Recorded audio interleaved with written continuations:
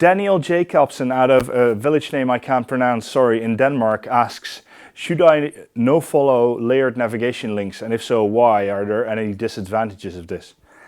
The question is, why would you want to do that? If you have too many, so if you have a layered or faceted navigation that has far too many options, so you're creating billions of different types of URLs for Google to crawl, then probably yes.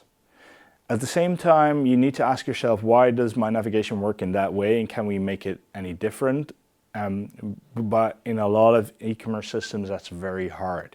So in those cases, adding a nofollow to those links does actually help to prevent Google from indexing each and every one of the versions of your site. I know I've worked on a couple of sites with faceted navigation that had over 1 billion variations in URLs, even though they only had like 10,000 products.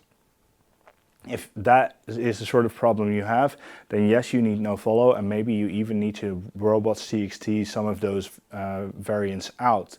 So specific stuff that you don't want indexed. So if you don't want color indexed, for instance, you could do a robots.txt line that says disallow for everything that has color in the URL. So that at that point you strip down what Google crawls and what it thinks is important. The problem is, if you do that if Google has links pointing at that version from somewhere else, those links don't count towards your site's rankings either.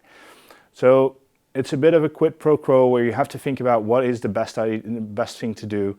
It's a tough decision. I really would suggest getting an experienced technical SEO to look at your site if it really is a problem, because it's not a simple cut and paste solution that works on the same way on every site. Good luck.